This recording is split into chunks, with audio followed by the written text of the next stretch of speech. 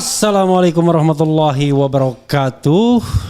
Sobat RH sekalian, jumpa lagi kita di channel yang keren ini. Keren. Oh. Ya, saya sama Pak Kentongan. Jadi Ketua Umum Gerakan Rakyat. Ketua Umum atau Ketua saja? Ketua Umum. Ketua Umum DPP ya? DPP Gerakan Ketua Rakyat, Umum Dewan DPP. Pimpinan Pusat. Sebenarnya satu aja, kalau sudah Ketua Umum nggak usah pakai DPP lagi. Iya, Ketua Kalau Umum Ketua cuma satu. DPP beda lagi. Ya. Oke, Ketua Umum DPP Gerakan Rakyat, Bung Sahrin Hamid. Assalamualaikum warahmatullahi wabarakatuh. Kanan. Oh, sorry. Nanti diprotes orang itu. Iya. Ya, terima kasih ya Bro ya. Siap. Sudah kesini. Tentu banyak yang bertanya tentang sepak terjang Gerakan Rakyat. Ya, betul. Posisi aman ya. Mic-nya? Mic-nya didekatkan. Oke, siap. Jadi saudara sekalian, hari Minggu yang lalu atau hari Ahad yang lalu, gerakan 13 Juli. 13 Juli, July 13 ya kan? Yes, of course. Gerakan Rakyat mengadakan acara yaitu Rapimnas, Rapat Pimpinan Nasional pertama. Betul. Dan yang datang bisa dibilang dari Sabang sampai Merauke ya, berjajar pulau-pulau, sambung menyambung menjadi satu. Wow, itulah Indonesia. Itulah Indonesia ya. Nah, tentu orang bertanya-tanya, ono opo iki? Ya. Apakah ini konsolidasi 2029 Yap. atau bagaimana? Dan kemudian tentang Gerakan Rakyat itu sendiri seperti apa? Beberapa waktu yang lalu setelah deklarasi kita undang Bung Sahrin Hamid ke sini. Tetapi setelah Rapimnas kelihatannya lebih penting diundang lagi karena ini akan menentukan wajah Rapimnas ke depan, ya kan? Betul. Assalamualaikum warahmatullahi wabarakatuh, Bro. Waalaikumsalam warahmatullahi wabarakatuh. Siap. Luar biasa. Lagi ya. Padahal tadi sudah ya. Rencadas. Biar lebih afdol. Saya memakai baju GR Gerakan Rakyat yang pernah dipakai Anies Baswedan ketika Pengukuhan. deklarasi. Yes, deklarasi. Deklarasi itu ya. Pada saat deklarasi itu. Oke. Makanya dikenal dengan jaket Anies. Oh, jaket Anies. Ya, bukan Januar Ali. Kalau Januar Ali sudah jadi komisaris utama Pertamina Energi. Beda lagi itu. Bro, Yap. orang bertanya, kegiatan kemarin itu apa? Mengapa? Menghasilkan apa? Untuk apa? Mengapa? Dan Masya Allah. lain Ini sebagainya. 5W1H ini. Iya, 5W1H ya. Silakan. Baik, terima kasih seluruh pemirsa yang sedang menyimak RH Channel, sebuah channel keren cadas yang menjadi referensi utama dari para pendukung Anies tentunya dan juga seluruh masyarakat politik Indonesia. Baik, kita memang baru saja menggelar rapat pimpinan nasional yang pertama tahun 2025. Ini adalah rapat pimpinan nasional yang pertama dan inilah konsolidasi secara tatap muka yang pertama. Jadi selama ini setelah kita melakukan deklarasi pada 27 Februari 2025, konsolidasi kita bersifat online. Kita mengkonsolidasi seluruh gerakan rakyat di setiap provinsi itu secara online. Sambil menghidangkan teh, Bro, saya nggak apa-apa. Oh, terima kasih. Saya terima tehnya. Silakan diminum tehnya. Luar biasa. Wah, tehnya sedang panas. Nah, pada saat Rapimnas pertama kemarin, nah itulah pertama kali kita bertemu dengan seluruh pimpinan DPW se-Indonesia. Dan alhamdulillah semuanya hadir, dari Aceh sampai dengan Papua. Tadinya memang dari beberapa provinsi H-2 mengkonfirmasi beberapa yang tidak berkesempatan hadir, ternyata pada hari H semuanya hadir secara lengkap. Dan kedatangan Mas Anies pada acara pembukaan dan juga penutupan, nah ini tentunya menambah semangat untuk hadir bersama-sama dalam rapat pimpinan nasional yang kita awali dengan Vox Populi, sebuah dialog kebangsaan dengan menghadirkan para pakar di bidangnya, bicara tentang geopolitik global sekaligus masa depan Indonesia. Terus siangnya kita melakukan rapat pimpinan nasional yang dihadiri oleh seluruh wilayah untuk menyampaikan pandangan umumnya dan laporan-laporannya. Dan yang terakhir adalah memberikan apresiasi kepada DPW-DPW terbaik yang telah melakukan baktinya, dedikasinya dalam bentuk kersa kesatria yang kita sebut dengan kersa kesatria. Dan tentunya alhamdulillah pada kesempatan itu juga seluruh pimpinan DPW se-Indonesia itu berkesempatan menerima plakat atau penghargaan atau anugerah dan juga berfoto bersama dengan Pak Anies. Dan saya kira ini adalah momentum yang langka tentunya. Selama ini bertemu secara virtual, secara online, dan sekarang ini mereka bisa bertatap muka langsung, bersalaman langsung, berfoto bersama Pak Anies satu persatu dari setiap wilayah. Nah, dari sisi hasil Rapimnas, jadi kalau dari sisi backgroundnya tentunya sebagai organisasi perlu yang disebut dengan konsolidasi, perlu yang disebut dengan pertemuan nasional. Jadi tindak lanjut dari deklarasi dan pengukuhan pengurus Dewan Pimpinan Pusat pada 27 Februari 2025. Nah, pada Juli ini adalah Rapat Pimpinan Nasional. Rapat Pimpinan Nasional adalah fungsinya melakukan evaluasi terhadap jalannya organisasi sejak dideklarasikan, ya kurang lebih 1 semester pertama, dan melakukan proyeksi ke depan pada 1 semester kedua. Dan alhamdulillah menghasilkan ada rekomendasi internal dan juga rekomendasi eksternal. Kita tahu bahwa rekomendasi eksternal itu terkait dengan posisi persidangan Tom Lembong yang tinggal menghitung hari untuk dibacakannya putusan oleh majelis. Ya, kami tentunya menjadikan itu sebagai poin pertama dari rekomendasi eksternal, yaitu mengetuk pintu hati para majelis hakim untuk menegakkan hukum seadil-adilnya. Dan tentunya dari fakta-fakta persidangan kami melihat bahwa Tom Lembong tidak memiliki kesalahan. Tom Lembong tidak menerima apapun secara langsung atau tidak langsung dari manapun. Dan kita tahu bahwa ya Tom Lembong juga tidak ada yang dilanggar, sehingga bisa disampaikan melalui berbagai macam para saksi itu bahwa tidak ada kesalahan. Dan Tom Lembong juga sulit mencari kesalahannya. Nah, dalam konteks pidana kan kita mengenal asas yang disebut dengan Ginstraf Sonderschuld. Tidak ada kesalahan, tidak ada pidana tanpa kesalahan itu. Dan sehingga kami mengetuk pintu hati majelis untuk melihat secara jernih perkara ini, sehingga ya jangan menghukum orang yang tidak salah. Dan tentunya hal-hal yang lain yaitu terkait dengan perang tarif. Indonesia harus memiliki sikap tegas juga terkait dengan Palestina dan juga terkait dengan pendekatan penyelesaian masalah-masalah di Papua misalnya dengan pendekatan yang persuasif. Ini adalah rekomendasi eksternal yang dihasilkan dari Rapat Pimpinan Nasional. Yang kedua, dari sisi internal juga terdapat 4 poin pula. Yang pertama adalah didorong untuk dilakukan percepatan terhadap program Pancakarya. Pancakarya Gerakan Rakyat 2025. Ada 5 pancakarya itu. Yang pertama adalah penguatan struktur, yang kedua adalah melakukan legalitas terhadap organisasi, mengurusi, artinya bahwa organisasi di daerah harus melaporkan keberadaannya di instansi-instansi negara. Yang ketiga adalah mulai membuat memperkenalkan ikon-ikon organisasi, atributisasi, simbol-simbol organisasi dan tokoh-tokoh organisasi diperkenalkan. Kita sebut dengan branding organisasi. Dan yang keempat adalah interaksi sosial media ditingkatkan intensitasnya.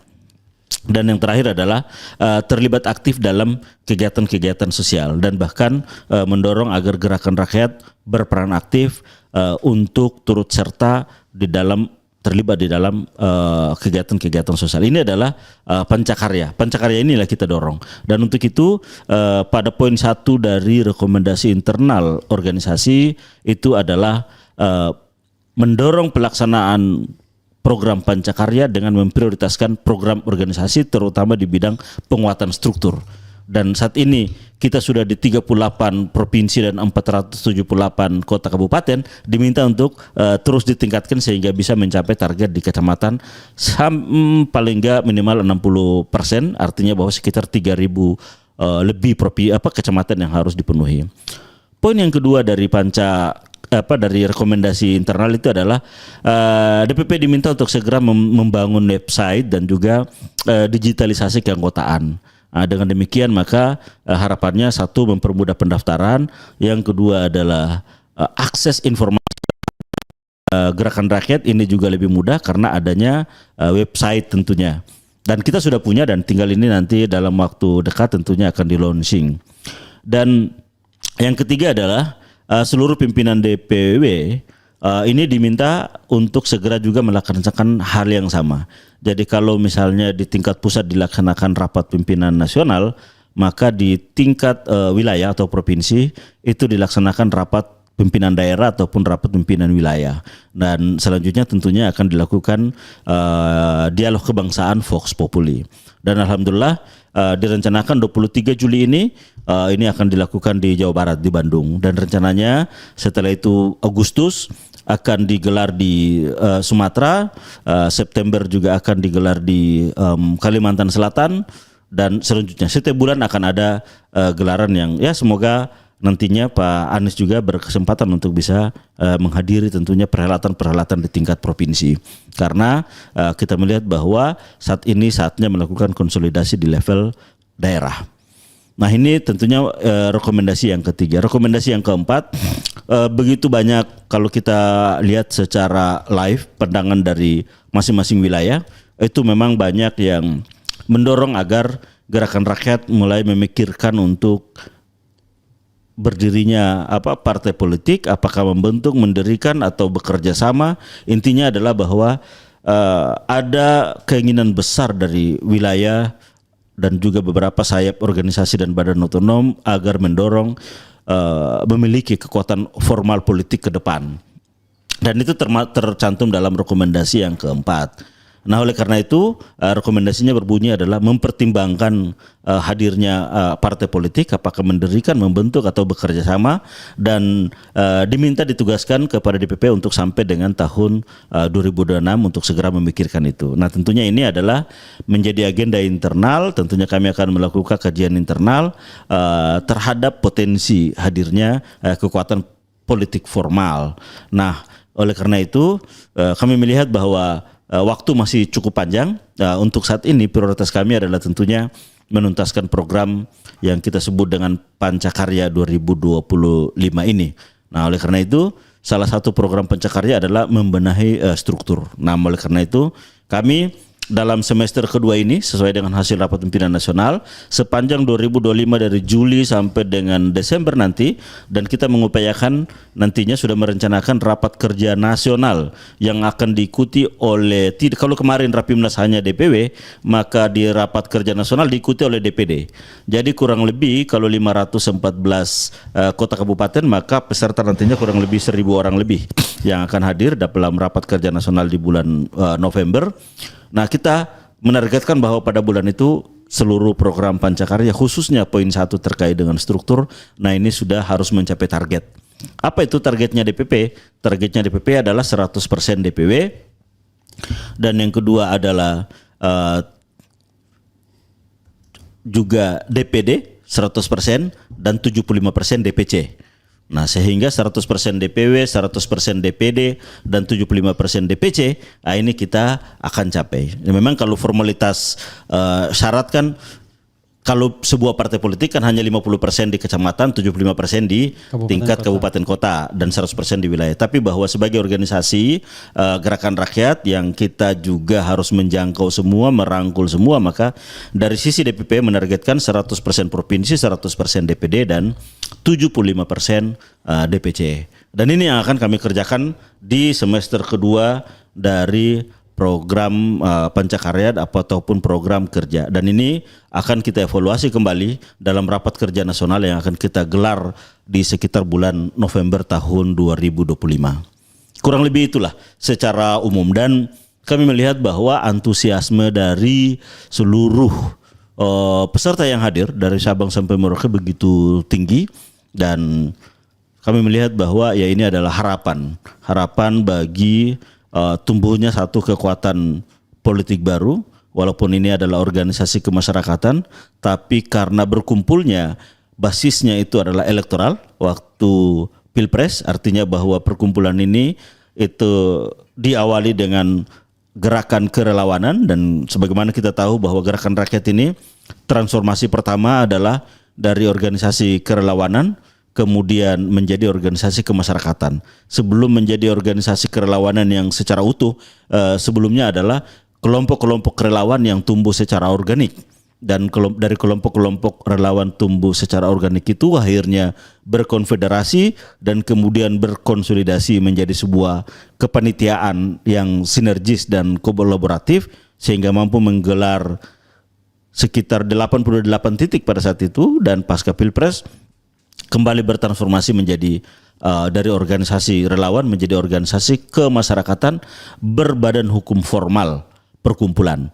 Dan kita juga sudah mendapatkan SK Menteri Hukum sehingga Gerakan Rakyat ini sudah menjadi organisasi resmi. Nah, oleh karena itu tentunya sebagai organisasi perkumpulan tentunya basisnya adalah perkumpulan masyarakat, maka tentunya kita untuk bisa menjangkau semua syarat yang harus kita bangun adalah struktur. Dan itulah yang saat ini sedang kita kerjakan. Terima kasih. Terima kasih. Jadi saya sengaja membiarkan Bung Syahrin Hamid kita minum dulu. Karena saya pengen juga tahu apa saja sih sebenarnya. Oke. Nah, saya baru kemudian ingin tanya satu-satu ya. Dimulai dari isu yang hot dulu ya. Ya. Kemarin itu kehadiran Anies di pembukaan dan penutupan itu sebagai apa? Iya. Tentu kan orang bertanya. Ya, Saya kan mewakili mata telinga publik. Betul. Oke, silakan. Ya. Jadi pertama, tidak bisa dipungkiri bahwa Gerakan Rakyat ini adalah kumpulan pendukung Anies Baswedan pada saat Pilpres 2024. Okay. Nah, itu kalau kita lihat dari basis historisnya. Oleh karena itu, atas dasar basis historis itu kita lihat bahwa berkumpulnya orang-orang ataupun sosok-sosok yang ada ini itu dari basis organ-organ relawan, organisasi-organisasi ataupun kelompok-kelompok relawan yang saat itu mendukung Anies Baswedan. Nah, Anies Baswedan ini adalah sosok yang merepresentasi cita-cita perubahan. Nah, sehingga dari sosok itulah yang kemudian terrefleksi dalam sebuah semangat, ada spirit ingin menghadirkan perubahan, ingin menghadirkan Indonesia yang lebih baik. Nah, maka pada saat deklarasi itu, karena ini adalah lahir dari kelompok-kelompok yang selama ini berjuang bersama Anies Baswedan sejak 2023, bahkan ada yang sejak 2022 misalnya, dan tentunya terkristalisasi pada momentum 2024, maka ya setelah itu ketika hadirnya Gerakan Rakyat ini, nah tentunya tokoh yang menjadi inspirasi lahirnya Gerakan Rakyat tidak bisa dipungkiri, ini adalah Anies Rashid Baswedan. Nah, oleh karena itu kehadiran Anies sangat penting. Satu sebagai lokomotif, dua sebagai simbol cita-cita perubahan, dan tiga ini menjadi sosok yang mewakili seluruh cita-cita dan harapan tadi. Dan dengan kehadiran Anies pada deklarasi dan pengukuhan Gerakan Rakyat menggunakan jaket yang dipakai oleh Bung Refli ini, nah itu menggambarkan bahwa ya Anies bersama kita dalam sebuah gerakan. Tapi ini bukan jaket dari Anies, jaket dari Bung Syahrin Hamid. Nah, sehingga kehadiran Anies pada deklarasi dan kemudian kehadiran Anies pada acara pembukaan sebagai keynote speech pada Vox Populi Dialog Kebangsaan, dan pada malam hari pada Anugerah Kersa Kesatria, ini menunjukkan bahwa ya Anies bersama semangat Gerakan Rakyat. Nah, ini yang sebenarnya para pendukung Anies, dan kita harapan juga bahwa tidak bisa dipungkiri juga bahwa yang telah mencoblos Anies itu ada sekitar 40 juta. 24,9%, hampir 25%. Tentunya selalu mengamati, selalu mengikuti perkembangan terkait dengan ya pikiran-pikiran dan posisi Anies. Dan kehadiran Gerakan Rakyat tentunya adalah ini menjadi jawaban bahwa Gerakan Rakyat adalah sebuah perkumpulan yang memiliki simetri dengan apa yang sedang diperjuangkan oleh Anies, sehingga dengan demikian maka seluruh pendukung Anies, nah ini melihat bahwa Gerakan Rakyat adalah alat perjuangan rakyat, dan tentunya apa yang diperjuangkan Anies sinergi dengan apa yang diperjuangkan oleh Gerakan Rakyat. Nah, bagaimana dengan posisi Anies? Ya, posisi Anies sudah maktubkan dalam deklarasi itu telah disebutkan bahwa Anies adalah satu sebagai tokoh nasional dan yang kedua adalah tentunya sebagai tokoh inspiratif, tokoh yang menginspirasi lahirnya Gerakan Rakyat.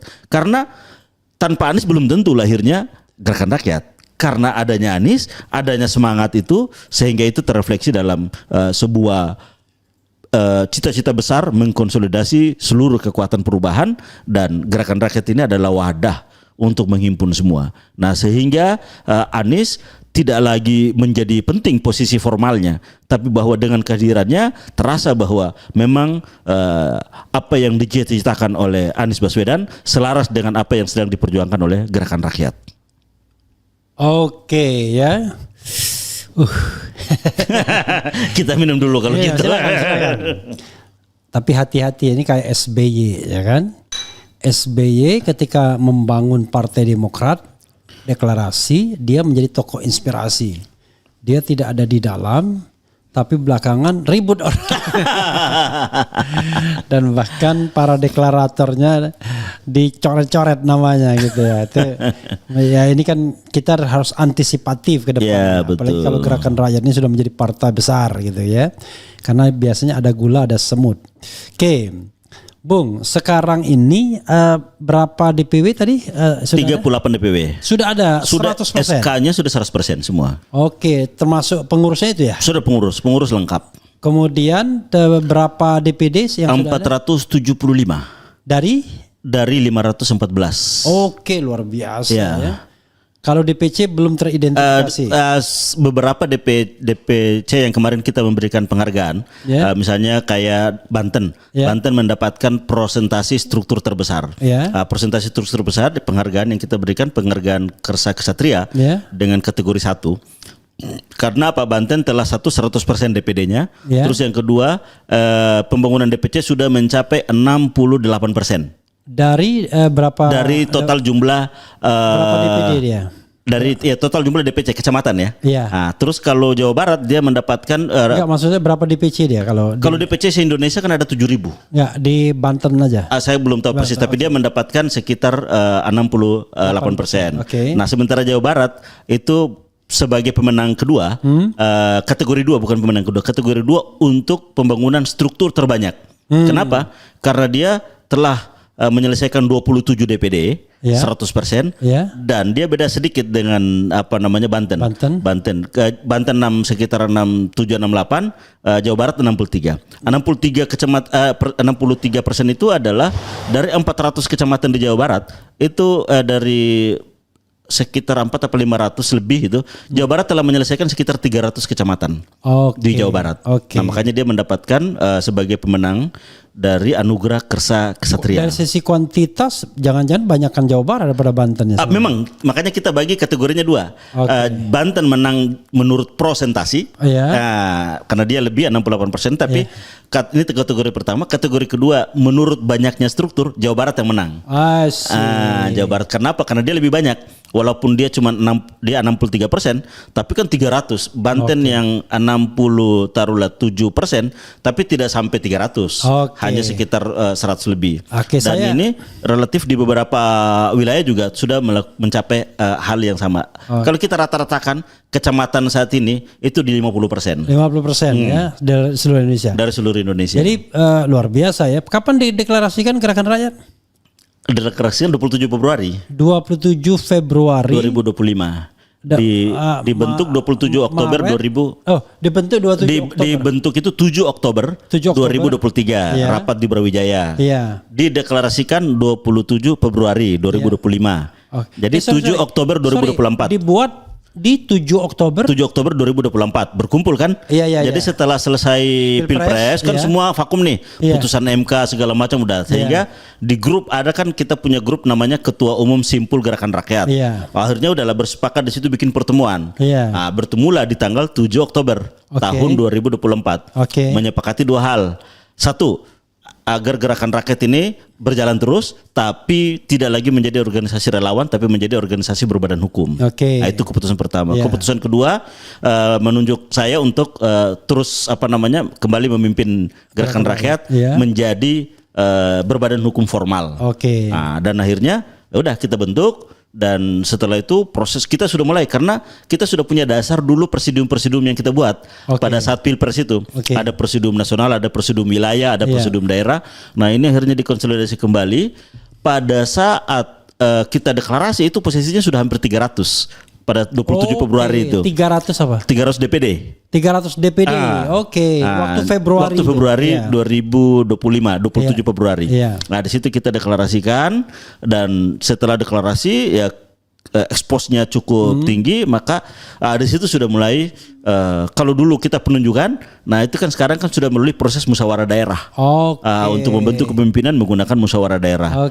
Nah, makanya pada saat dari 27 Februari sampai dengan saat ini Juli, itu proses pembentukan kepengurusan tidak lagi by mandat tapi basisnya musyawarah daerah dan musyawarah wilayah. Dan pada saat Juli itu sudah mencapai 475 DPD. Dan ya ini akan kita kumpulkan lagi 475 DPD. Harapan kita di Oktober sudah 514. Dan maka dalam forum rapat kerja nasional, kalau rapat pimpinan nasional itu hanya pimpinan DPW yang berkumpul. Tapi kalau rapat kerja nasional itu pimpinan DPW dan juga DPD.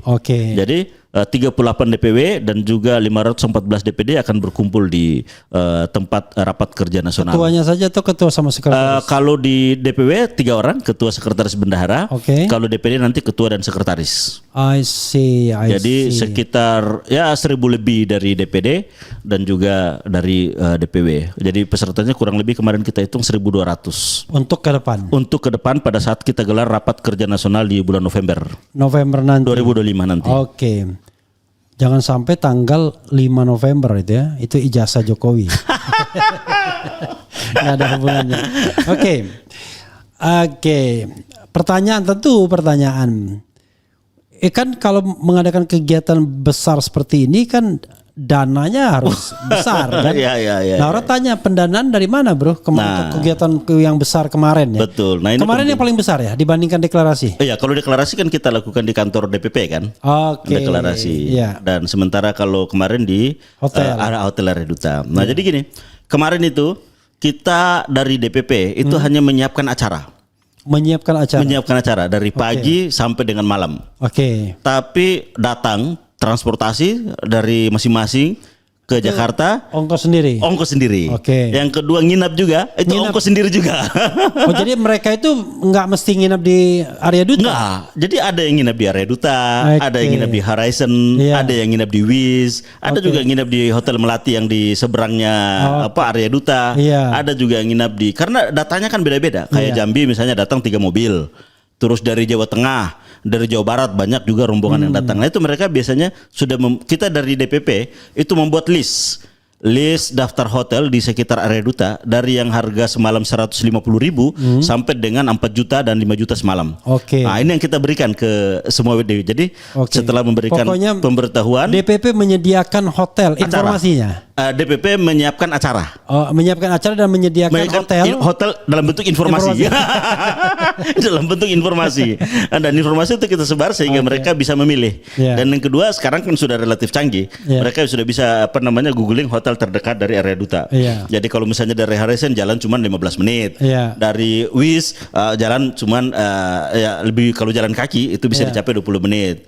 Dari Maksi itu berapa menit, itu sudah ada semua informasi yang kita berikan. Itu clear ya. Jadi artinya bahwa itu ini. Yang kedua, acara-acara kita kan punya yang disebut dengan trilogi gerakan rakyat. Nah, trilogi gerakan rakyat itu yang pertama Kersa Kesatria. Kersa itu bahasa Sunda ya, ada kemauan kehendak yang lahir dari dalam. Ada inisiatif. Karsa gitu. Artinya bukan. Kalau Karsa kan penggerak. Ininya. Kersa beda lagi. Ini bahasa Sunda. Bukan Karsa yang itu, tapi ini Kersa. Misalnya Kersa kayak kalau Karso bukan. Kersa ini bahasa Sunda. Karso bukan. Lain itu. Itu Tuturi Handayani, Ingmaneo Mandu Karsa gitu kan. Baru. Nah, kalau misalnya ini Kersa dari dalam, tapi memang ini dia lekat dengan kesatria.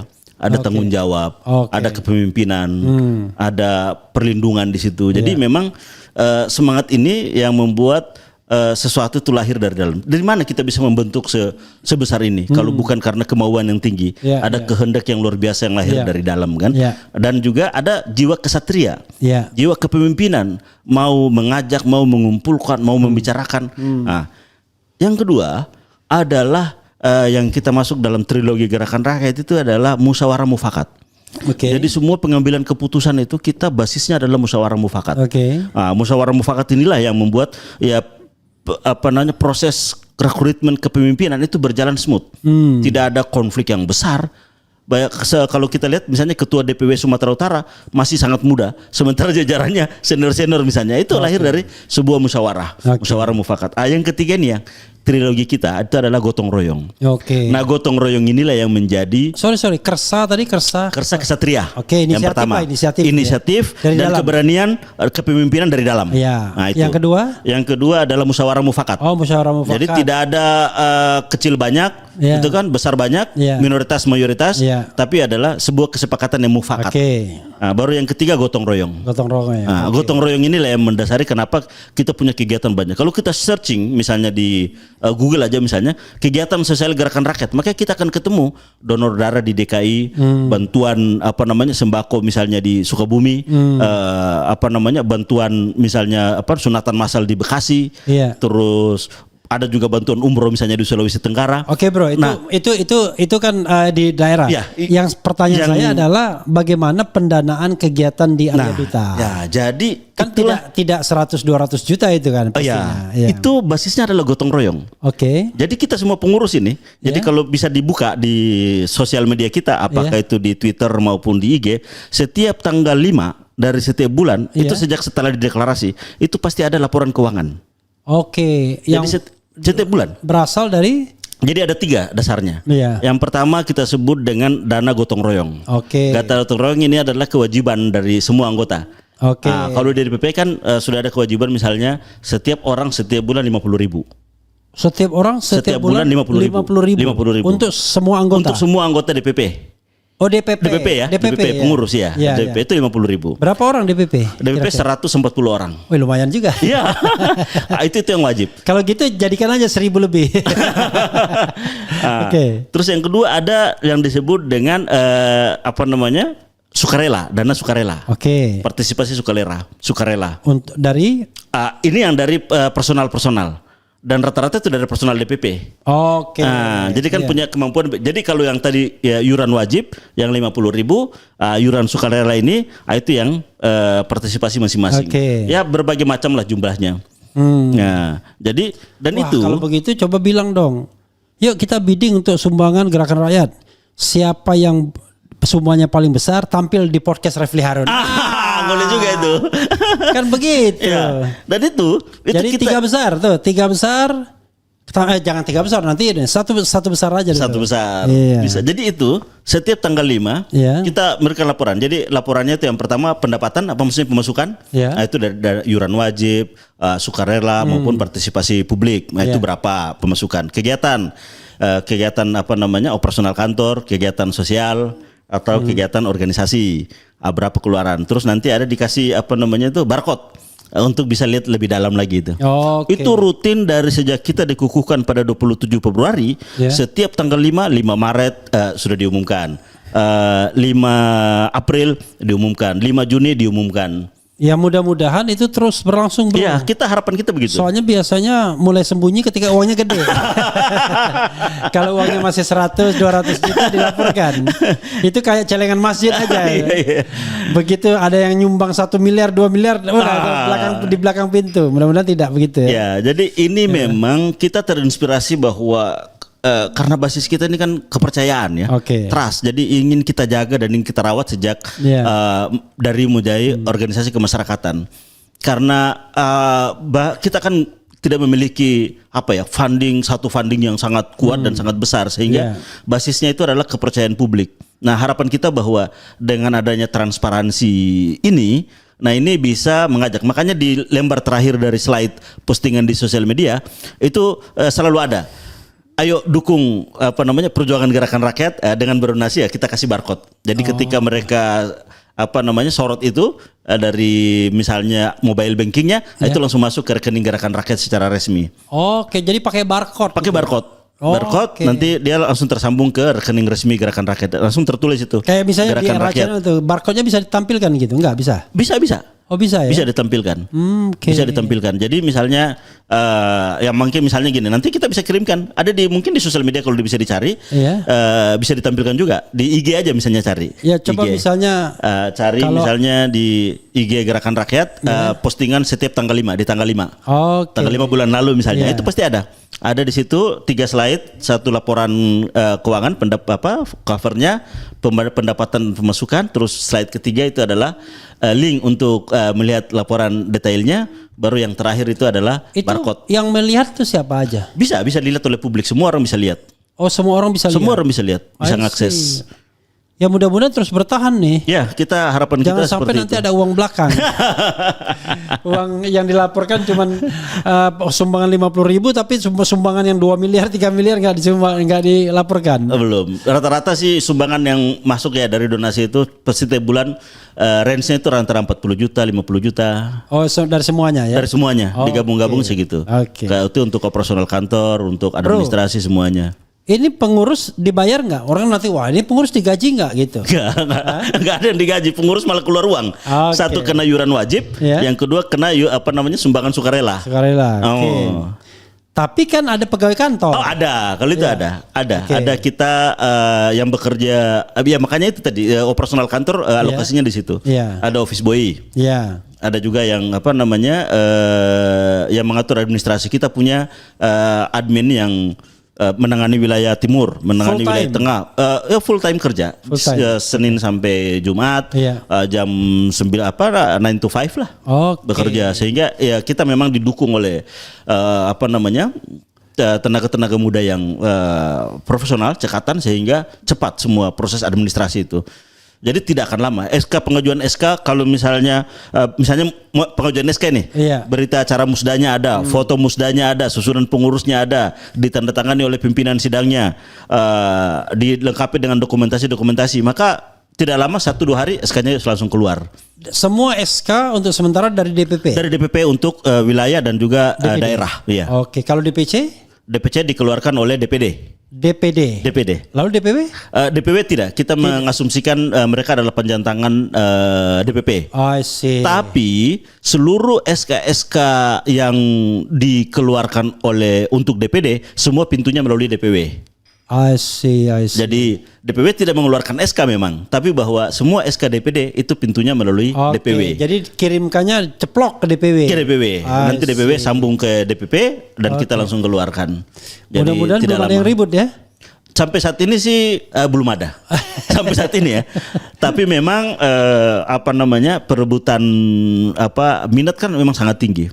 Kita kemarin mengalami berita duka misalnya di Aceh. Sekretaris wilayah kita almarhum meninggal dunia sekitar 3 hari lalu. Meninggal karena? Meninggal ya kita belum tahu tapi bahwa beliau meninggal, dan ketika meninggal kan posisi sekretaris kan harus diisi. Dan kemarin kami mendapatkan laporan dari ketua DPW dan juga Korwil DPW Aceh bahwa peminatnya sangat banyak untuk mengisi posisi itu. Korwil itu di DPD?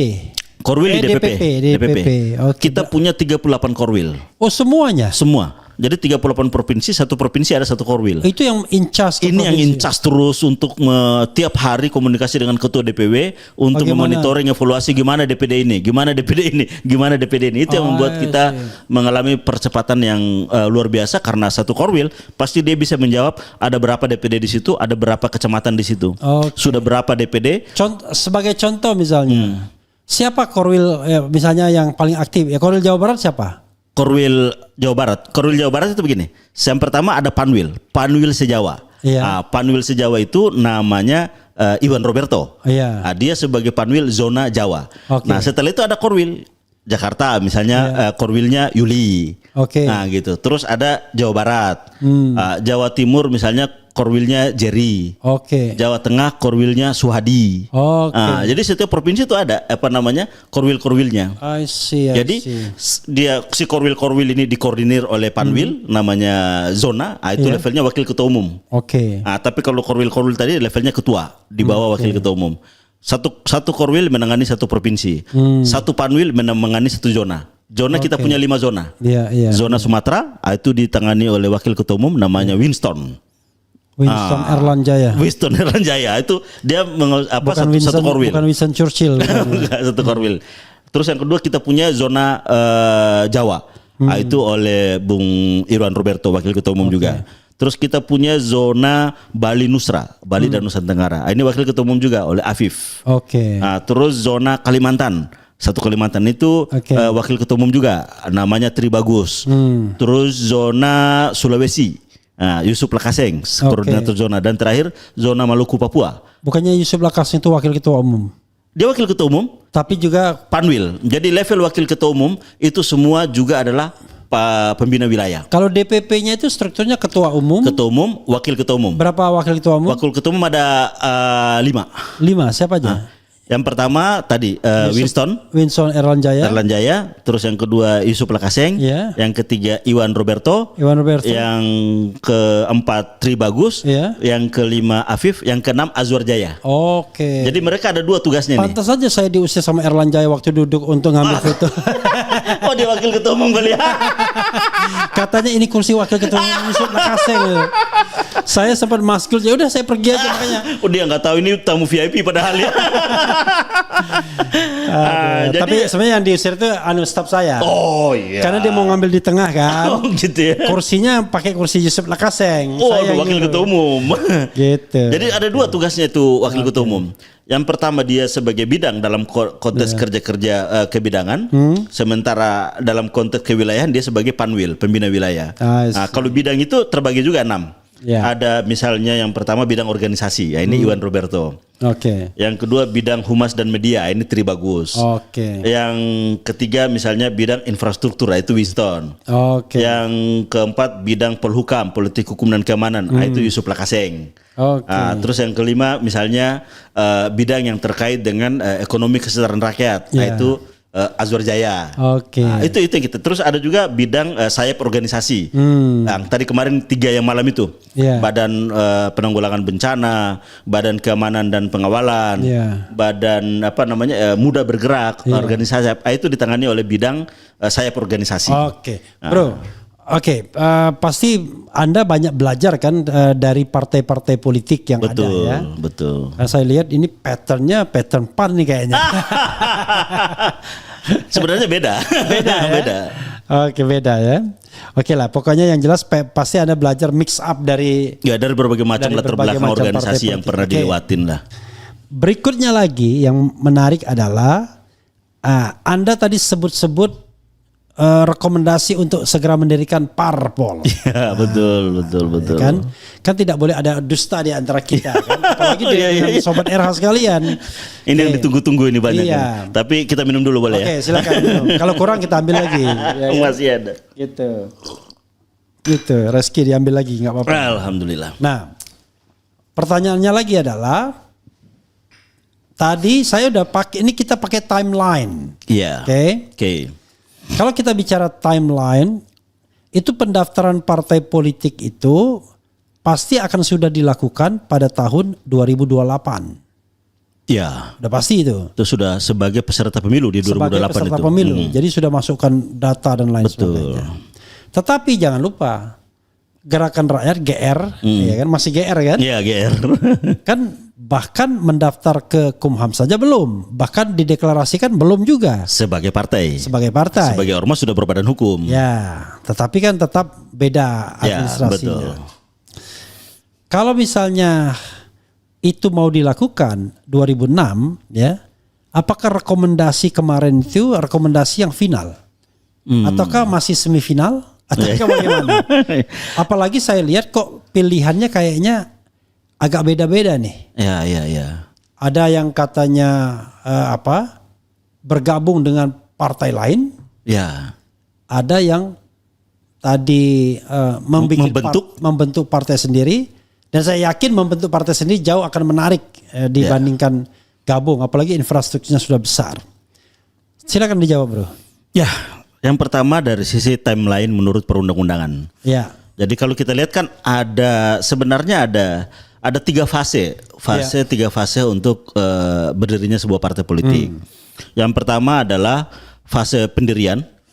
Fase pendirian itu artinya bahwa secara hukum para pendiri telah mendaftarkan untuk mendirikan sebuah partai politik. Nah, kalau kita lihat dari syarat, itu syarat kan yang pertama adalah 30 para pendiri dari setiap provinsi. 100% provinsi. Dan kemudian memberikan mandat perwakilan kepada 50 orang. Enggak masuk akal tuh 30 tapi 100% provinsi. Jumlah provinsinya aja lebih. Jadi jumlah 38 provinsi kan. Dan harus ada 30 orang dari setiap provinsi. Nah, baru memberikan mandat kepada 50 orang untuk mendaftarkan. Nah, mendaftarkan dan itu produknya adalah akta notaris. Yang kedua baru dia masuk sebagai badan hukum. Dan badan hukum itu persyaratannya tentunya nambah, ada aspek administratif. Apa persyaratannya? Persyaratannya adalah 100% wilayah, yang kedua adalah 75% DPD, dan yang ketiga adalah 50% kecamatan. Ditambah lagi dengan dukungan harus ada domisili, harus terdaftar di Kasbangpol, harus terdaftar di kantor wilayah hukum, dan ini baru bisa dikeluarkan sebagai badan hukum. Baru nanti setelah keluar menjadi badan hukum, baru dia menjadi mengikuti yang disebut dengan verifikasi faktual, verfak. Verfak ini dilakukan oleh KPU. KPU ini ada syarat tambahan selain tadi yang sifatnya administratif, dan ini syarat tambahannya adalah apa? Harus ada kantor, harus ada anggota yang disebut dengan 1/1000 atau 1000 bagi pemilih di atas 1 juta. Nah, dengan demikian maka dari sisi timeline, ini kan dari sisi persyaratan, dari sisi timeline badan hukum itu sudah harus ada 2,5 tahun sebelum dilaksanakannya pemilu. Nah, jadi 2,5 tahun dilaksanakannya pemilu. Kalau pemilunya itu 2029, berarti kalau kita lihat 2,5 tahun berarti 2028, 2027. Maka sekitar 2026 harus sudah berbadan hukum partai politik. Nah, untuk bisa berbadan hukum partai politik, nah itu tadi syarat-syarat yang sudah disyaratkan oleh perundang-undangan. Nah, memang kita punya problem yang disebut dengan double verifikasi. Sudah diverifikasi oleh Menteri Hukum dalam konteks badan hukum, nanti mengikut pemilu verifikasi lagi secara faktual oleh KPU. Nah, dengan demikian maka apa yang menjadi rekomendasi dari rapat pimpinan nasional untuk mempertimbangkan kehadiran partai politik, kami melihat bahwa ini ya adalah sesuatu yang memang aspiratif. Aspiratif itu artinya ya memang aspirasi ini lahir dari wilayah-wilayah, bahwa tidak puas jika gerakan rakyat ini hanya sampai pada titik organisasi kemasyarakatan. Apa bedanya dengan organisasi kerelawanan? Kalau misalnya partisipasinya menjadi partisipasi aktif tapi non formal. Nah, sehingga ingin didorong bahwa partisipasi politik gerakan rakyat diharapkan bisa juga menjadi partisipasi formal. Nah, kalau partisipasi formal maka tentunya nanti sudah memiliki hak untuk memajukan calon presiden, hak untuk memajukan calon legislatif misalnya dalam konteks itu. Nah, maka rekomendasi ini tentunya kami pertimbangkan, dan deadline-nya juga dikasih 2026, artinya masih tahun depan, dan tentunya sebagai DPP kita akan mengukur tentunya kekuatan internal kita, karena tentunya untuk menjadi sebuah partai politik banyak hal yang harus dipenuhi, banyak faktor, soliditas internal, infrastruktur, kekuatan kita nantinya. Dan ini kami melihat bahwa modalitas yang ada dari sisi gerakan rakyat ya memang sudah relatif cukup untuk itu. Cuman memang ya kita harus mempersiapkan diri secara matang, sehingga ketika, dan kita tahu bahwa harus zero mistake ya kalau bisa kita katakan seperti itu. Sesuatu itu memang harus sempurna untuk disajikan. Istilahnya itu adalah golden age on the silver plate. Sehingga tidak ada lagi sebuah kesalahan yang kira-kira nantinya dapat menggugurkan. Nah, sehingga kesempurnaan itulah yang harus dimiliki untuk bisa memajukan sebagai kekuatan formal partai politik berbadan hukum. Karena nanti akan diproses oleh badan pemerintah yang disebut dengan Kementerian Hukum. Nah, sehingga harus dibuat sesempurna mungkin dari aspek persyaratan-persyaratan itu. Bro, saya ingin membacakan buat sobat R sekalian syarat mendirikan partai politik ya. Partai politik didirikan dan dibentuk oleh paling sedikit 30 orang Tiap provinsi. setiap provinsi yang berusia minimal 21 tahun. Ya. Gak masuk akal. Berarti minimal 38 ya kan? 38 provinsi harus. Ya. Mestinya ya dari seluruh provinsi itu aja kan? Iya. Partai politik kemudian didaftarkan oleh paling sedikit 50 orang pendiri yang mewakili seluruh pendiri partai politik dengan akta notaris. Lucu juga ini kan. Ya, itu Tadi dia. didirikan 30 orang, tapi kemudian didaftarkan oleh paling sedikit 50 orang pendiri. Oke lah ya. Pendiri dan pengurus partai politik dilarang merangkap sebagai anggota partai politik lain. Nah, ini saya highlight ya kan. Betul. Pendiri dan pembentukan partai politik sebagaimana dimaksud pada 1 menyertakan 30% keterwakilan perempuan. Mungkin gak sulit ya. Walaupun bisa berkelahi itu. Akta notaris sebagaimana dimaksud pada ayat 1 harus membuat AD/ART serta kepengurusan partai politik tingkat pusat. AD-nya macam-macam lah ya. Kemudian yang penting juga kepengurusan partai politik tingkat pusat ya disusun dengan menyertakan paling sedikit 30% keterwakilan perempuan. Ini agak masalah juga tetapi harus dipenuhi. Nah, pertanyaan saya adalah, saya paham ya kan, Anda sendiri masih tercatat sebagai salah seorang anggota partai politik.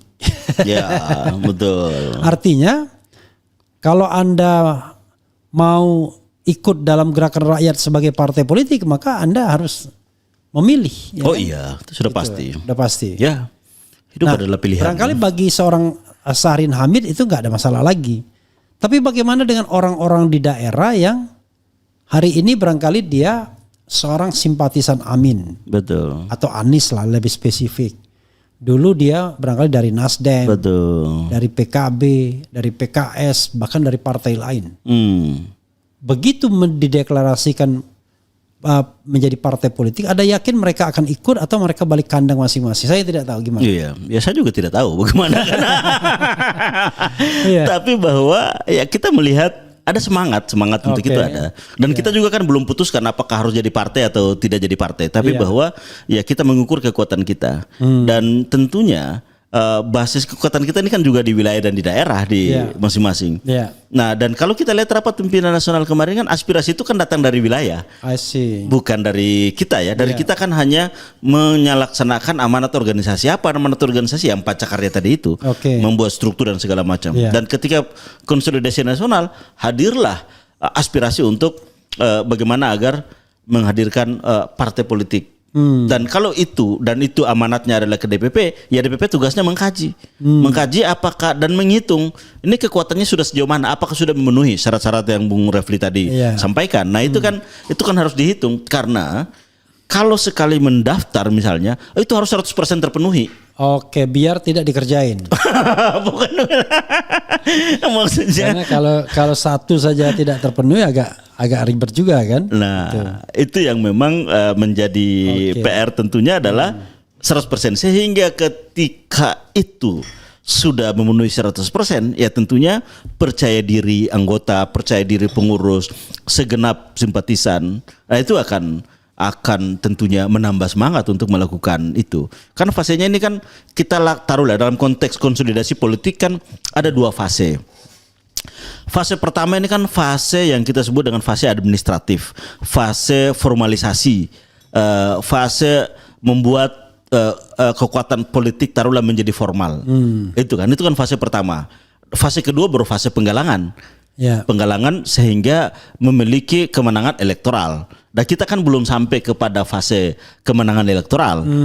Fase pertama kan yang harus dilewati adalah fase bagaimana agar mampu membentuk badan hukum secara formal. Dan tentunya yang harus dikonsentrasikan adalah bukan penggalangan elektoral, tapi penggalangan administratif itu, syarat-syarat yang diminta oleh peraturan perundang-undangan. Sehingga kita jangan lupa konsennya di situ. Jadi belum apa-apa sudah melakukan penggalangan, padahal belum itu fasenya. Fasenya itu adalah menata struktur. Nah, makanya memang ya strukturnya itu tentunya adalah satu harus valid, faktual, sederhana. Sederhana itu artinya tidak perlu banyak-banyak menyusun karena nanti akan menyulitkan diverifikasi misalnya seperti itu. Jadi itu yang kita sebut dengan fase memenuhi standar aja. 30% perempuan misalnya kan. Kepengurusan itu kepengurusannya Iya. simple. Yang ketika verifikasi faktual dikumpulkan bisa pada saat itu juga datang misalnya kan. Nah, yang seperti itu yang memang harus dihitung. mudah-mudahan Anda nggak dikerjain pemerintah ya. Nah, maka itu diperlukan 100% sempurna. Tidak boleh ada sedikit pun. Ingat kan tragedi Partai U kan? Ya. Yang lain boleh ikut kecuali Partai U. Tapi kami lihat bahwa kepemimpinan saat ini ya relatif juga ramah demokrasi lah. Oke. Sehingga peluang tumbuhnya partisipasi sipil, institusi-institusi demokratis, saya kira ruang itu dibuka. Bro, saya lihat tokoh-tokoh senior tidak cukup banyak tuh, kebanyakan anak muda kayaknya di Gerakan Rakyat ini. Iya. Itu memang ada keengganan, ada restriksi atau bagaimana? Sebenarnya tidak ada. Ya. Jadi memang karena itu tadi yang kita sebut dengan fasenya itu. Oke. Fasenya memang belum fase penggalangan. Oke. Fasenya masih fase membentuk badan formal. Oke. Sehingga mungkin ya tokoh-tokoh besar barangkali saat ini Wait bukan and see, tunggu dulu. ya, dan juga strategis tidak strategis juga. Apakah sudah saatnya di dalam atau belum? Nah, ini kan juga kita harus lihat kondisinya karena kita tahu bahwa pada Pilpres kemarin kan sangat banyak tentunya tokoh-tokoh besar yang terlibat. Tapi bahwa kita komunikasi, tapi juga bahwa untuk fase ini, nah biarkan kami menyempurnakan misalnya fase ini. Pada fase berikutnya, fase administratif ini selesai dulu. Yes. I see. Setelah itu ya fase penggalangan tentunya kita butuh sosok yang banyak, tokoh-tokoh besar yang banyak karena ya kita sudah harus melewati dulu fase tadi. Ketika fase penggalangan saya kira ini akan sangat banyak karena sudah terkait dengan keterlibatan tokoh-tokoh. Kalau misalnya insya Allah nantinya jadi partai politik kan berarti butuh caleg, butuh bupati, butuh gubernur, butuh mungkin calon-calon menteri, butuh calon presiden, itu kan cukup banyak yang kira-kira menjadi sosok magnet elektoral. Tapi kan kita belum sampai pada tahap itu. Tahap sekarang adalah mengamankan amanah rapat pimpinan nasional untuk mempertimbangkan hadirnya partai politik. Mempertimbangkan di situ menurut kami adalah sebuah amanah untuk menghitung apakah kita sudah cukup kapasitas untuk itu atau tidak. Nah, kurang lebih di situ. Bro, kalau kita lihat ini, saya kan mau serius ngomong soal partai politik ini. Tidak ada partai politik yang punya struktur demokrasi. Iya, betul. Atau berjiwa demokrasi atau berbudaya demokrasi. Semuanya sangat paternalistik. Bahkan saya mengatakan itu bukan partai politik, itu adalah perusahaan politik. Iya, betul. Jadi political parties enterprise, ya kan? Yes. Nah, bagaimana caranya mencegah agar Gerakan Rakyat ini tidak terjebak pada hal yang sama? Saya kira ketika Partai Demokrat dibuat, pasti SBY sebagai tokoh inspirator membayangkan tentang sebuah demokrasi. Tidak hanya di Indonesia tapi di partai politik. Tapi kan akhirnya terjebak juga. Iya. Ketika anak-anaknya sudah mulai tumbuh gede, ya kan? Sayang nih kalau nggak diketuai. Dan kemudian setiap orang memiliki legitimasi. Bahkan seorang intelektual lulusan PhD Amerika Serikat pun bisa mengatakan siapa lagi kalau tidak dia. Ya karena memang pintu regenerasinya tertutup jadinya. Hanya dibuka untuk kalangan tertentu saja. Saya kira Nasdem mengalami itu. Zulkifli Hasan mulai mempraktikkan itu, ya kan? Menjadi raja kecil dia kan, sudah 3 periode. Muhaimin Iskandar juga nggak bisa diganti-ganti, nggak tahu dia mungkin nunggu anaknya gede, nggak ngerti juga, dan lain sebagainya. Itu pertanyaan yang kadang-kadang membuat orang mengatakan ngapain kita masuk partai politik? Dia bicara tentang demokrasi tapi dalam dirinya sendiri tidak demokratis. Gimana? Ya, itu kan kita bicara tentang struktur pengambilan keputusan berarti kan. Nah, memang kita belum memiliki rancangan pengambilan keputusan di partai. Kalau partai itu kan berarti kan ada ADRT. Dalam ADRT kan ada struktur pengurus, ada struktur pengambilan keputusan. Nah, saya ingin melihat dalam konteks gerakan rakyat. Dalam struktur gerakan rakyat memang kita memiliki struktur pengambilan keputusan. Ada musyawarah yang kita bangun, ada kongres yang kita bangun. Cuman satu hal yang kita tekankan dari sisi pengambilan keputusan itu adalah musyawarah mufakat. Musyawarah mufakat ini yang kita mau membangun tradisi itu, sehingga misalnya Muswil dan Musda kita mewajibkan tanpa voting. Di seluruh wilayah ini. Mewajibkan atau menyarankan? Kita mewajibkan tanpa voting, kita mendorong musyawarah mufakat. Kalau tidak Jadi tercapai? kalau tidak tercapai dibahas lagi, tidak tercapai dorong ke atas. Oh, oke. Gitu. Iya, iya. Jadi kita ingin mentradisikan misalnya kenapa Indonesia ini bisa utuh sejak dirumuskannya Pancasila. Iya. Kan kita tahu sejarah Pancasila. Iya. Itu kan karena kerelaan dalam konteks musyawarah mufakat dari tokoh-tokoh besar sehingga ya Pancasila kita seperti yang sekarang. Terus kenapa misalnya Presiden Republik Indonesia Soekarno waktu itu dipilih kan juga tanpa voting, tapi karena kesepakatan tapi dari pasal-pasal di UUD 45 itu ada juga votingnya. Iya, itu maksudnya semangatnya di awal itu, Iya. semangat di awal. Dan kami melihat bahwa ya musyawarah mufakat ini adalah nilai yang harus dibangun, tidak dan itu harus ditradisikan. Dan sampai dengan saat ini tradisi itu terbangun. Oke. Dan kita harus ingat bahwa memang di musyawarah mufakat ada kepemimpinan. I see. Gitu loh. Jadi tidak boleh misalnya satu biasanya ya, saya pernah di PAN. Di PAN setelah Bukannya kongres masih sekarang. Iya, maksudnya pengurus. Kalau sekarang kan sudah nggak pengurus. Saya sudah beberapa periode kan nggak jadi pengurus kan. Oke. Nah, tapi bahwa ya keanggotaan. Tapi Iya. sebagai pengurus tidak. Waktu sebagai pengurus Sebagai caleg tidak juga. tidak. Kemarin beberapa periode nggak jadi caleg. Oke. Nggak jadi caleg. Jadi misalnya sebagai pengurus yang diberikan mandat sebagai ketua umum melalui proses kongres itu kan ketua umum. Tapi kadang dalam pengambilan keputusan ini malah pengurus yang diangkat oleh ketua umum ikut voting sama nilai suaranya dengan ketua umum misalnya. Nah ini kan yang sesuatu hal yang menurut kami anomali gitu loh. Begitu pula ketika dalam forum besar pleno yang ketua-ketua departemen yang SK-nya ditandatangani oleh ketua umum sama nilai suaranya dengan ketua umum. Oke. Ini kan menurut kami bukan sebuah tradisi demokrasi yang tepat. Mestinya mandat itu kan ketika ketua umum diberikan mandat melalui kongres misalnya atau pemilihan langsung misalnya, maka mandatnya itu kepada ketua umum selama 5 tahun selama dia menjabat gitu loh. Tapi bahwa masukan-masukan boleh dari semuanya karena ketua umum yang membentuk kepengurusan ini kan fungsinya adalah membantu ketua umum. Makanya kan dibagi tugas, ada pembidangan, ada pembagian wilayah zona. Tapi bahwa sebagai sesuatu yang harus dibuka diskursusnya biarkan terbuka. Tapi bahwa pengambilan keputusan didorong untuk bagaimana tercapai musyawarah mufakat.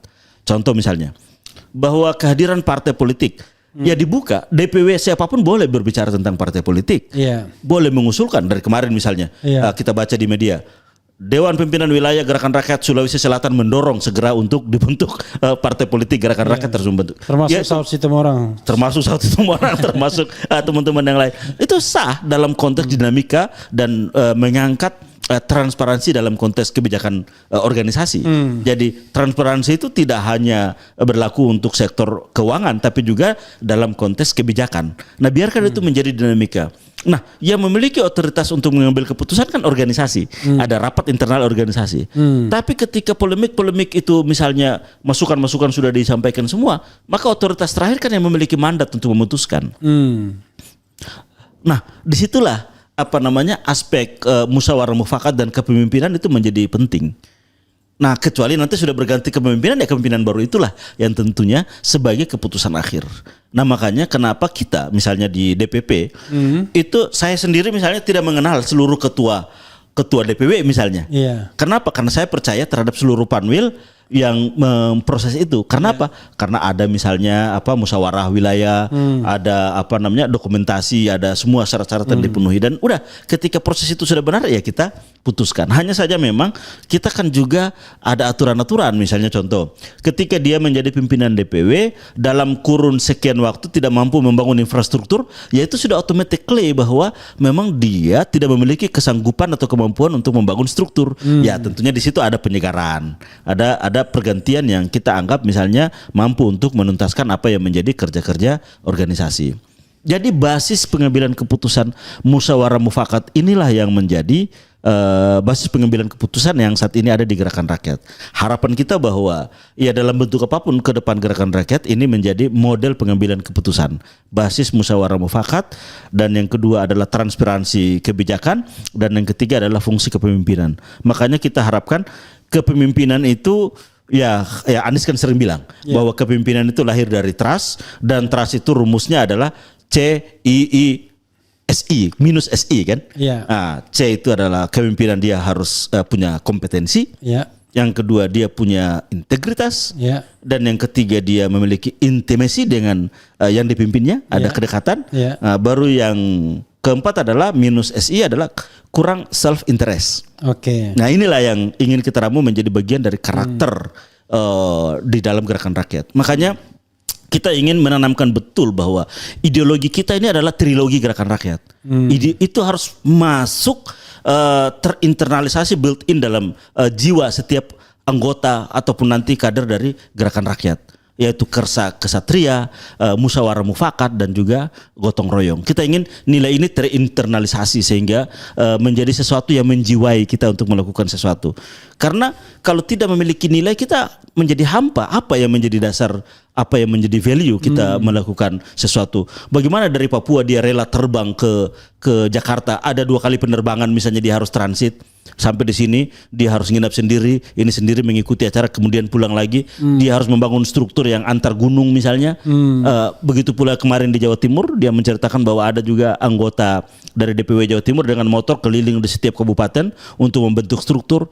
Ya itu tentunya hadir karena kersa kesatria yang muncul di dalam jiwa, dan tidak juga memiliki otoritas tunggal, tapi dia mendorong terjadinya musyawarah mufakat, dan juga mendorong ada partisipasi yang sifatnya gotong royong. Nah inilah yang kita ingin membangun, dan harapan kita tentunya ke depan ini juga tertransformasi dalam bentuk apapun gerakan rakyat ke depan. Jadi gini, ada satu hal yang ingin saya sampaikan melihat realitas orang yang komentar ini ya, yaitu yang namanya divisiveness dalam politik Indonesia itu belum selesai. Walaupun Anies tidak aktif dalam politik formal, ya kan? Tetapi tetap saja dia dianggap sebagai ancaman. Yes, I see. Ya, dan bahkan dianggap lebih mengancam dari yang punya posisi formal. Yep. Bagaimana gerakan rakyat menyikapi ini? Karena gerakan rakyat sudah pasti akan menjadi rasanya ya partai politik. Udahlah, saya nggak mau. Rasanya. Iya, sudah pasti jadi partai politik, karena kalau cuma sekedar gerakan rakyat ormas, ya you can do nothing, ya kan? Yes, of course. Nah, karena itu apa yang harus dilakukan sehingga walaupun kita harus bersaing, tetapi ya bersainglah secara sehat gitu ya. Ada yang namanya cohesiveness, social cohesiveness itu tidak terganggu walaupun barangkali tujuan atau keinginan politiknya berbeda-beda. Silakan, Bro. Ya, jadi memang satu hal yang harus kita bangun adalah tumbuh subur sehatnya demokrasi di bangsa kita ini. Karena kita tahu bahwa ketika tumbuh subur demokrasi, maka ya akal sehat, aspirasi rakyat itu bisa tercetur dengan baik. Nah maka dari itu, nah memang dalam hal ini negara sebagai pelaku utama dalam konteks menjaga keseimbangan politik di secara keseluruhan, tentunya yang menjadi hal mendasar, perspektif mendasar, rujukan utama adalah peraturan perundang-undangan. Nah peraturan perundang-undangan inilah yang menjadi dasar dan rujukan. Nah sehingga harapan kita bahwa netralitas aparatur negara, mengatur lalu lintas dinamika rakyat dan partisipasi warga negara, nah ini harus kuat. Kenapa? Karena kebijakan yang terbaik itu kan ketika tingginya partisipasi publik dalam ikut terlibat dalam konteks perbincangan sebuah kebijakan, terutama kebijakan politik, karena mengatur tentang nasib sekian juta rakyat Indonesia. Nah oleh karena itu harapan kita bahwa semua elemen-elemen sipil, kekuatan-kekuatan masyarakat sipil yang terorganisir ini jangan dilihat sebagai ancaman, tapi harus dilihat sebagai mitra strategis dari negara. Sehingga dengan demikian maka apa yang muncul, apa yang tumbuh, nah ini justru dilihat sebagai sebuah adanya partisipasi politik yang tinggi. Dan ketika partisipasi politik yang tinggi itu muncul, maka ruangan itu harus dibuka. Dengan terbukanya ruangan kami melihat bahwa fairness terjaga, keadilan bisa terlihat, maka kepercayaan rakyat akan semakin tinggi terhadap negara. Nah, harapan kita di situ, sehingga tidak lantas melihat seperti misalnya bahwa lawan politik adalah ancaman sehingga harus disingkirkan dengan berbagai macam cara. Nah, mestinya harus dilihat bahwa ini adalah sebuah pertandingan, dan pertandingan adalah sehat karena masing-masing berjuang untuk merebut kepercayaan dari konstituennya masing-masing, dan Ketika ruang itu terbuka, maka demokrasi kita tentunya semakin sehat. Nah, kami melihat bahwa yang bisa kita lakukan adalah mendorong pemerintahan saat ini untuk memberi ruang bagi partisipasi sipil, bagi organisasi masyarakat sipil yang ingin membangun partisipasi politik. Karena dengan itu saya kira maka demokrasi kita akan tumbuh sehat. Dan kalau tidak maka tentunya sayang sekali, karena biar bagaimanapun Indonesia adalah negara besar, dan ketika negara itu besar tentunya akan menjadi perhatian soal demokrasi, soal hak asasi manusia, soal lingkungan hidup, humanity dan lain-lain. Nah, kita ingin mendorong ke sana sehingga lahir sebuah atmosfer yang sehat bagi tumbuhnya demokrasi kita. Oke, saudara sekalian ya, saya banyak pertanyaan tentang partai politik ini dan juga tentang pesimisme terhadap pemilu dan lain sebagainya. Tapi nantilah kalau sudah berubah menjadi partai politik saja. Masih panjang ya, waktu ini. Termasuk misalnya apa perlu yang namanya double verification itu, apakah harus di judicial review yang namanya status badan hukum yang harus punya cabang di 100% provinsi. Betul. Dan lain sebagainya, karena bisa jadi tiap wilayah kan aspirasinya berbeda-beda. Ya, dan karena hal itu kemudian memaksa hal yang tidak produktif juga kan sebenarnya. Oke, mudah-mudahan bermanfaat ya. Siap, terima kasih banyak. Lagi kalau misalnya butuh informasi mengenai gerakan rakyat ini harus kemana? Bisa ke sosmed, DM aja sosmed gerakan rakyat yang ada. Okay. Kita punya TikTok, punya Instagram, punya Twitter. Dan itu pasti dipantau ya? Selalu. Kita punya admin yang sangat aktif. Jadi saudara sekalian, soalnya masih ada saja yang tanya sama saya mau ikut dong, gimana caranya? Lah, cari sendiri aja ya kan, pasti ada kontaknya di situ dan lain sebagainya. Begitu saudara sekalian. Siap, ya. Terima kasih banyak. Mudah-mudahan pembicaraan kita bermanfaat. Wassalamualaikum warahmatullahi wabarakatuh. Waalaikumsalam warahmatullahi wabarakatuh.